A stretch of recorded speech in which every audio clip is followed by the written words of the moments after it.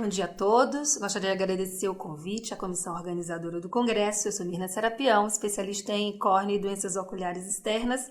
A gente vai falar sobre olho seco e iatrogênico. A gente sabe que o olho seco ele tem alta prevalência na população mundial. Pode ser causado por diversas intervenções iatrogênicas, como o uso de medicações tópicas e sistêmicas, o uso de lentes de contato, cirurgias e procedimentos, e lembrar que são sintomas que podem comprometer a qualidade de vida do paciente.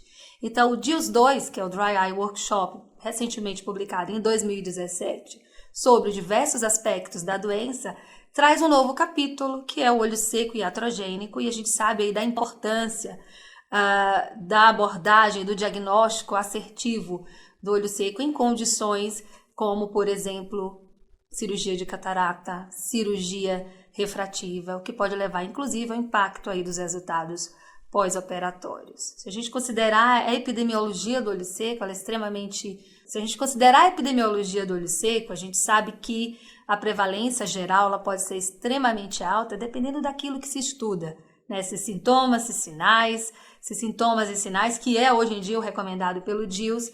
A gente sabe que a doença incide em pacientes de maior idade, tem aí a questão do envelhecimento como fator de risco para o desenvolvimento do olho seco, extremamente relacionado, mas a gente tem também a questão do usuário de computador, e aí traz para uma faixa etária mais cedo. Então, hoje em dia, em diversas faixas etárias, a gente tem o olho seco como uma doença extremamente prevalente. Considerando novamente os fatores de risco, se a gente considerar a questão do olho seco e iatrogênico, temos aqui o uso do computador, o uso de lente de contato, a questão da utilização de medicações, as cirurgias. Então, tudo isso pode colaborar para o desencadeamento de sinais e sintomas ou de sintomas de olho seco nesses pacientes.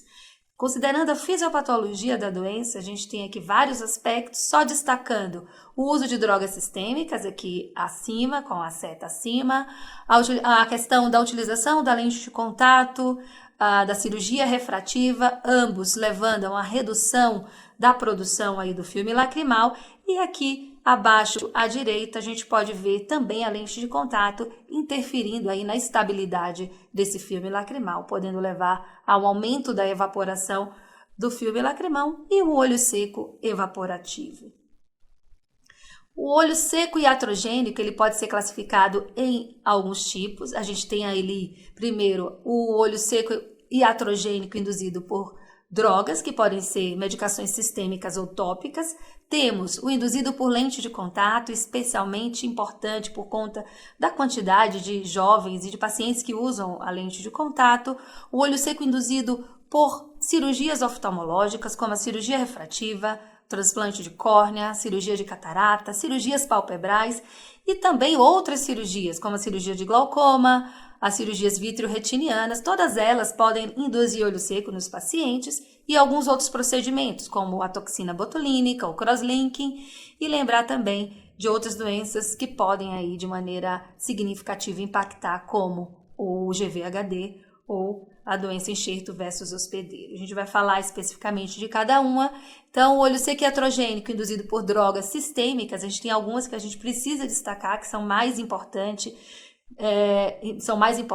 aí no desencadeamento do olho seco nesses pacientes, como as drogas antidepressivas, as drogas antihipertensivas, os antihistamínicos, a gente sabe que reduzem a produção do filme lacrimal, a terapia de reposição hormonal nas mulheres menopausadas, a gente sabe que está relacionado, por muito tempo se achou que era a própria menopausa que levava aí a um olho seco, mas de maneira mais significativa a terapia de reposição hormonal pode induzir olho seco nesses pacientes, e a utilização de drogas antiandrogênicas no tratamento aí da hiperplasia prostática benigna também pode induzir olho seco significativo nesse grupo populacional.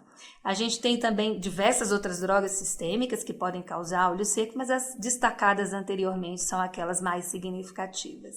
Já no quesito olho seco iatrogênico induzido por drogas tópicas, a gente tem uma infinidade também de drogas que podem levar ao olho seco, destacando aqui a importância dos preservativos, especialmente o cloreto de benzalcônio. A gente sabe do potencial de toxicidade ao epitélio da superfície ocular e ao padrão de desestabilização do filme lacrimal.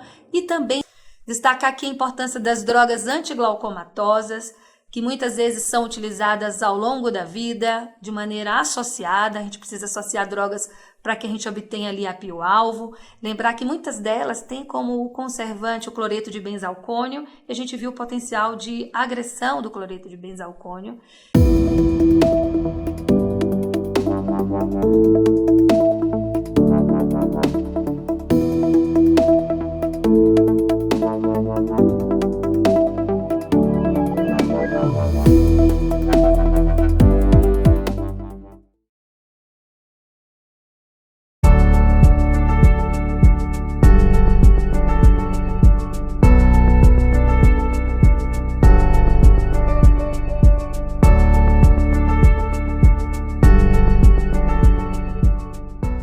Que por um lado aumenta a penetração da droga, mas por outro lado pode ser tóxico para essa superfície e para a lágrima, e destacando aqui também os análogos das prostaglandinas, por conta do seu efeito na disfunção da glândula de Meibomius. A gente sabe que esses análogos eles são extremamente danosos às glândulas, podendo levar a uma disfunção muitas vezes significativa, levando a um olho seco evaporativo bastante importante.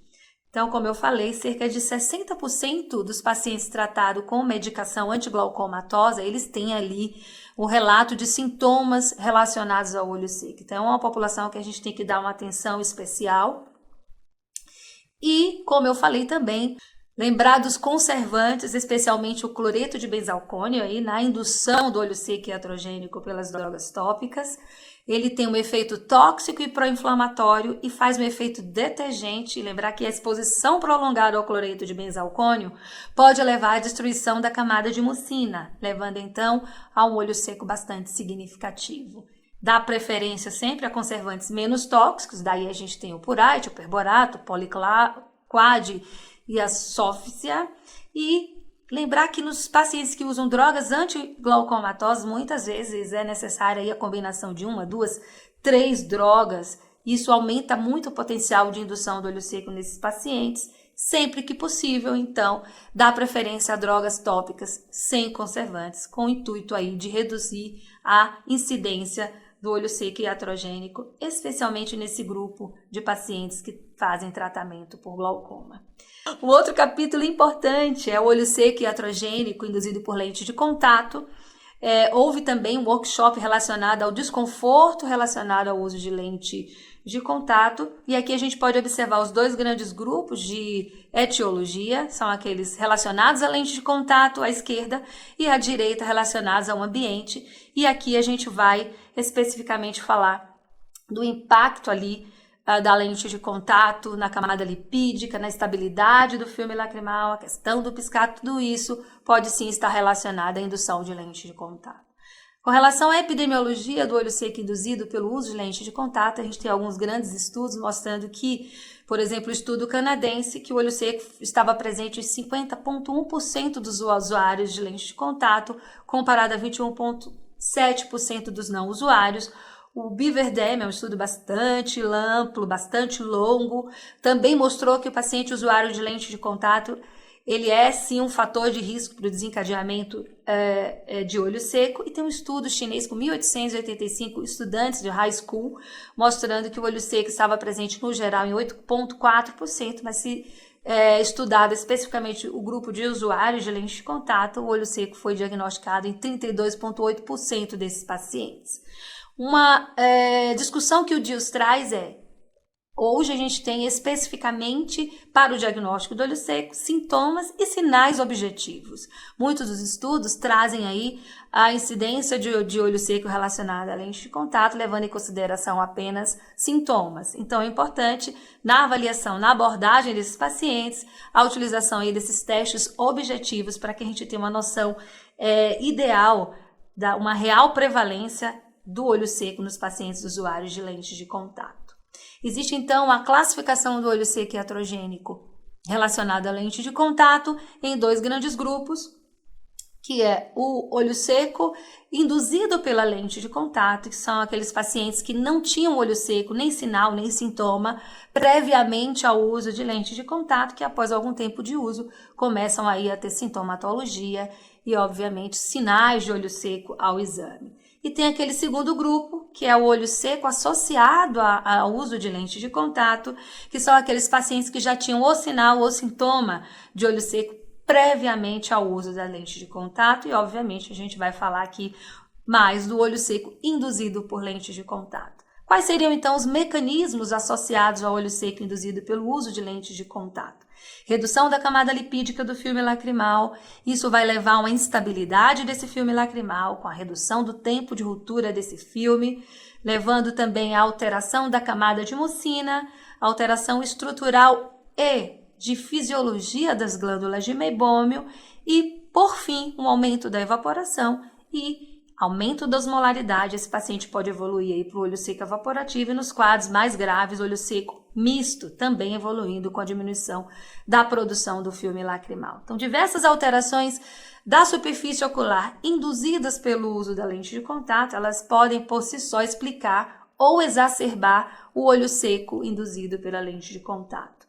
Então, a gente observa um aumento da densidade das células de Langerhans no centro da córnea, após uma semana no uso de lentes de contato, uma diminuição da densidade das células caliciformes em pacientes usuários de lente de contato, comprometendo de maneira significativa a produção de mucina, levando aí uma alteração dessa interface lente de contato córnea, a de lead-wipe epitheliopathia, que é bastante frequente no paciente usuário de lente de contato, que é aquele padrão de coloração da margem palpebral, que hoje em dia, inclusive, faz parte ali do arsenal diagnóstico dos pacientes com olho seco.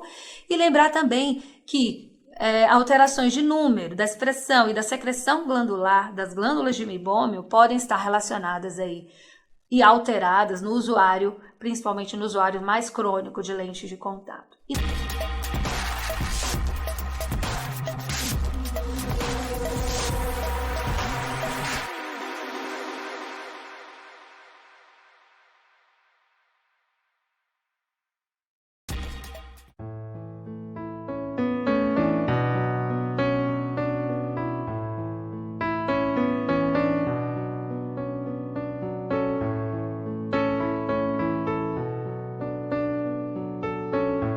Não podemos esquecer também os fatores ambientais que podem exacerbar o olho seco induzido por lentes de contato, como a síndrome dos usuários crônicos de computador, daqueles pacientes que usam a lente de contato aí como um efeito adicional bastante significativo na indução de sintomas. Agora, um outro capítulo seria o olho seco induzido por cirurgias ou procedimentos. A gente sabe que especialmente as cirurgias do segmento anterior podem exacerbar ou induzir olho seco ou a doença da superfície ocular, especialmente olho seco, podendo levar à diminuição da visão, surgimento ou agravamento dos sintomas e, obviamente, uma insatisfação pós-operatória. Olho seco e catarata, falando especificamente aqui da cirurgia de catarata, são condições que são associadas ao envelhecimento. A maioria das cirurgias de catarata, ela é feita em pacientes de mais idade, então, coincidentemente, o mesmo grupo com maior prevalência, que são pacientes de uma faixa etária mais tardia. Existe também a questão a grande parte desses pacientes que vão para a cirurgia de catarata, eles são assintomáticos do ponto de vista de olho seco. Então, se a gente não fizer o diagnóstico assertivo, a gente pode levar ao agravamento ou surgimento de sintomas no pós-operatório. E lembrar que a cirurgia de catarata, ela pode induzir ou exacerbar o olho seco com uma duração média ali de 3 meses, levando então o retorno à normalidade na grande maioria desses pacientes.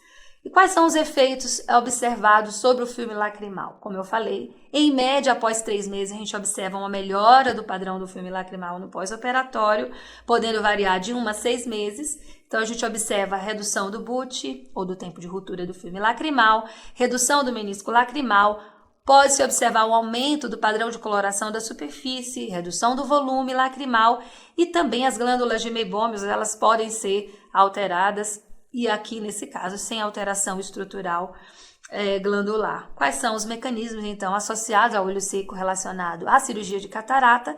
Seriam a liberação dos mediadores inflamatórios, que são comuns ao processo cirúrgico, levando à alteração, então, dessa inervação e uma diminuição do estímulo reflexo para a produção da lágrima, levando à estabilidade desse filme lacrimal.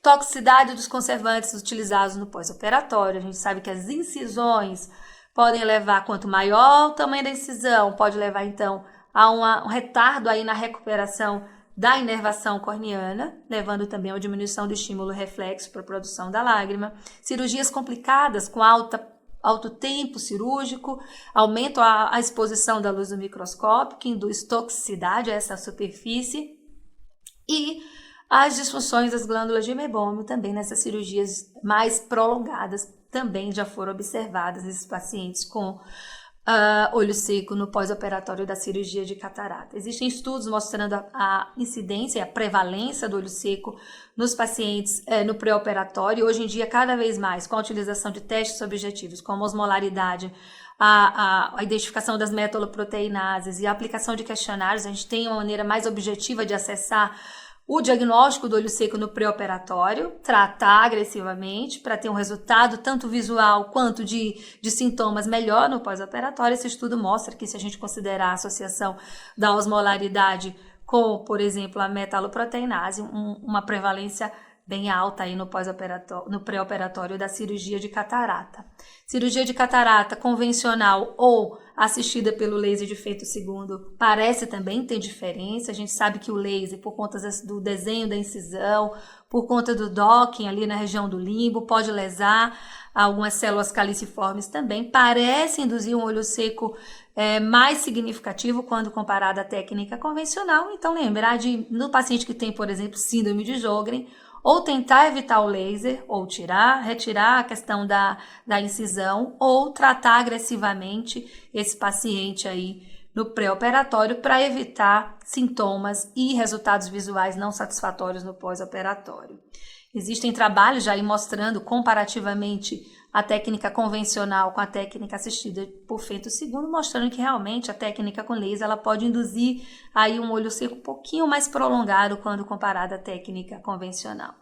O clássico exemplo de cirurgia que induz olho seco é a cirurgia refrativa, e a gente sabe que a grande maioria no pré-operatório pode apresentar uma disfunção meibomiana, porque é altamente prevalente, porque esses pacientes são mais jovens, e no pós-operatório, o olho seco que a gente observa ali tem um componente neurotrófico, por conta da secção dos nervos ou da alteração dos nervos, principalmente relacionada aqui ao LASIK, muito mais do que o PRK, e o LASIK também numa frequência, numa prevalência maior do que o SMILE. Lembrar que também costuma ser transitório, de 1 a 6 meses, pacientes tendem a se recuperar, porém, naqueles casos onde o paciente já tinha olho seco e não foi previamente diagnosticado, isso pode levar aí um tempo mais prolongado, uma incidência maior de olho seco crônico nesses pacientes. Então, fica aqui a importância do diagnóstico pré-operatório mais assertivo, evitando, então, a questão do olho seco ali de maneira mais crônica no pós-operatório, que pode também levar a um comprometimento do resultado cirúrgico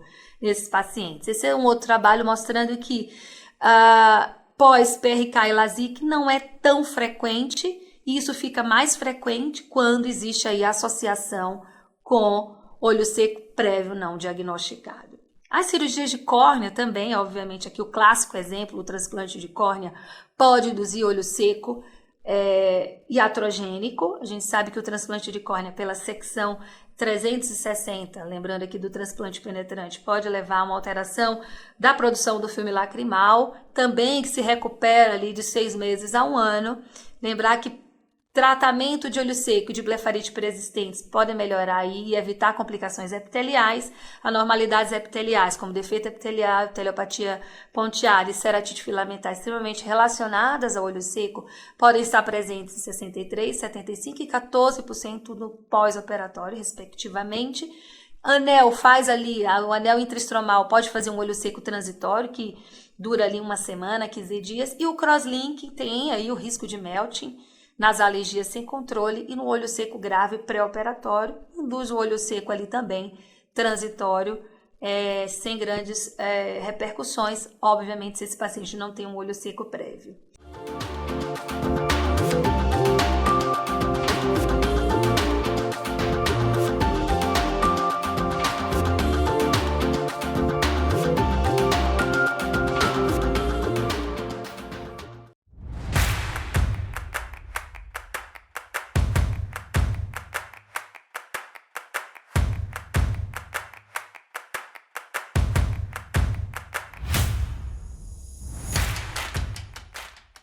Cirurgias antiglaucomatosas, especialmente com a utilização da mitomicina C ou do 5-fluoracil, pelo padrão de toxicidade dessas substâncias, pode também induzir instabilidade desse filme lacrimal. Lembrar que esses pacientes fazem um uso concomitante prévio de drogas antiglaucomatosas tópicas, que aumentam aí a possibilidade da indução do olho seco iatrogênico. Lembrar, a gente já discutiu anteriormente a utilização de conservantes que aumentam a penetração da droga, porém desestabilizam ou alteram ali o filme lacrimal e a superfície ocular.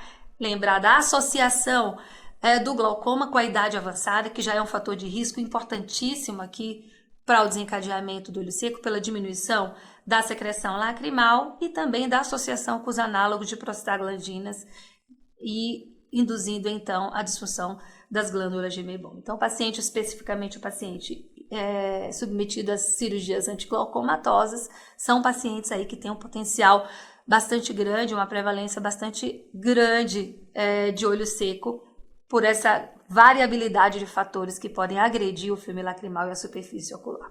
Cirurgias palpebrais, especialmente as blefaroplastias, elas têm aí também uma associação com olho seco, principalmente se é feita superior e inferior concomitantes, que pode levar a um padrão de exposição com evaporação excessiva. Se esse paciente tem LASIK prévio, se faz reposição hormonal prévia, é fator de risco para desencadeamento de olho seco no pós-operatório. E lembrar do lago oftalmo, do escleroshow, se tem aí como consequência da cirurgia, também pode induzir mais olho seco nesses pacientes. Correção de pitose, se há também uma exposição acentuada, esse paciente pode evoluir no pós-operatório com sinais e sintomas de olho seco que devem ser tratados. Procedimentos como a utilização da toxina botulínica tem aí como possível complicação também o olho seco. E quais seriam os mecanismos? Enfraquecimento da musculatura orbicular, redução do tônus palpebral, levando ali uma diminuição da drenagem dessa lágrima e da lubrificação da superfície ocular. Alteração do piscar pode induzir aí um excesso de evaporação, um retardo do clearance do filme lacrimal e, em casos mais graves e mais raros, obviamente, uma difusão direta da toxina para as glândulas lacrimal e as glândulas de Meibom. Então, lembrar que isso tudo aí pode estar envolvido e prestar atenção nesses pacientes também. Doenças retinianas e olho seco tem um padrão ali de concomitância de faixa etária, são doenças muitas vezes tanto a degeneração quanto ao diabetes, que são condições associadas ao envelhecimento.